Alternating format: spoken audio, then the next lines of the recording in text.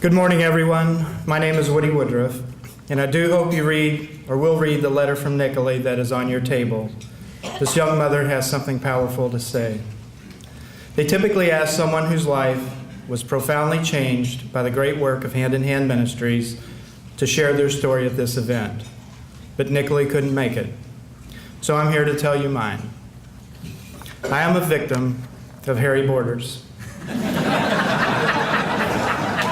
Harry helped me through a particularly difficult real estate transaction, and rather than accept payment, he asked that I accompany him to Appalachia on an immersion trip. I immediately said yes, full well knowing there was no way I could get off for 4 days at the Save-A-Lot that I managed. Well, they not only gave me off, but they donated $500 in groceries to take with us. So we loaded up Harry's 20-plus-year-old truck and headed to Appalachia in a caravan that consisted of us, cars, vans, and one little shiny red pickup truck. When we arrived in Appalachia, Sue came out to meet us and began to cry when she saw all the groceries. She said, "I want you to come inside and see what we have left before you unload." There was 1 case of green beans and 1 roll of paper towels. She said we had no idea what we were going to do. We stocked the pantry, and as we were leaving, Bob, the driver of the little shiny red pickup truck, said, "I have something in my truck as well." And he did. Hundreds of dollars worth of personal care items collected by the children of St. Martha. Again, we loaded the pantry. Sue was crying harder, and we were all getting a little misty-eyed. It was time to get out of there. But again, Bob stopped at the door and said, "I was supposed to give you something, and I can't remember what it, oh yes." And with that, he reached into his pocket and handed her the keys to that little red truck. I was hooked. I was at a pivotal point in my life. I had just turned 50, and while I was handling the number okay, I was thinking a lot about a quote that I'd heard once. It went something like, "You will regret a few of the things that you did in your life, but not nearly as much as what you did not do." So that winter, with the help of volunteers, we flipped the house for Hand in Hand. I was in my office putting together a thank you DVD for the volunteers when I stopped at a photo of a little girl sleeping on a dirt floor beside that garbage dump in Managua. My 11-year-old daughter walked into the room and said, "Daddy, what are you doing?" I showed her the photograph and a few of the others and explained why we were raising the money. She began to cry. She left the room, returning a few minutes later with $23 in crumpled bills. Carefully trying to straighten them out, she said, "Daddy, will this help?" $23 was her entire net worth. My life was changing.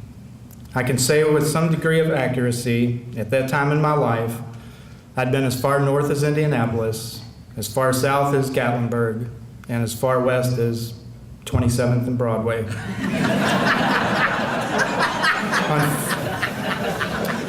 On February 8th of this year, I found myself sitting on the floor of the outreach center, blowing bubbles with 10 preschool children in the third world country of Belize.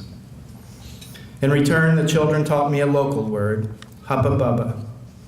They used it in a song for me that went, "Twinkle, twinkle, little star, how I wonder what you are. Huppa bubba, world so high." It was surreal. In those 7 days, the 10 strangers that made up my team became lifelong friends. And everywhere we looked, we saw unbelievable poverty up close and personal. My heart continually ached. On Monday, we met Pauline. Pauline was the wonderful lady for whom we would build a house. Each night, her and her 3 children would go to sleep on the floor of her mother's cramped home, and in the morning she would go to a job that paid next to nothing. By Thursday, incredibly, we had built a house, and Pauline invited us all for dinner. A woman who could barely feed her own children had begged and borrowed enough food to cook for us to show her appreciation.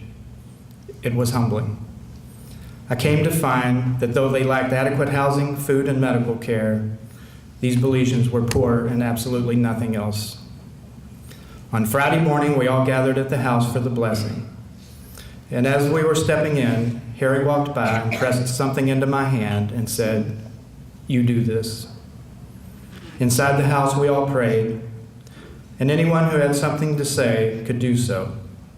In the midst of all this, I looked into my hand. It was the key to the house. In the end, Pauline's mother spoke, and I thought I would never in my life experience a deeper gratitude than her words on that wonderful day. I would soon find out I was wrong. When my turn came to speak, I searched in vain for the perfect words. In the end, I just said, "Pauline, I'm so honored to give you the keys to your new home." The world stopped.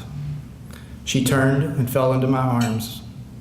We hugged, and from her soul, she tearfully repeated, "Thank you, thank you, thank you." It was a level of gratitude that transcended all words. In that instant, a life was profoundly changed forever. Mine. Pauline got her house, her children got beds, the family got a stove, and those kids at the outreach center got a promise from me that I would bring more bubbles each time I would go back. And I will go back. I couldn't stop now if I wanted to. Someone who was the recipient of one of Hand in Hand's great works was supposed to give this talk, and he did. Thank you all very much.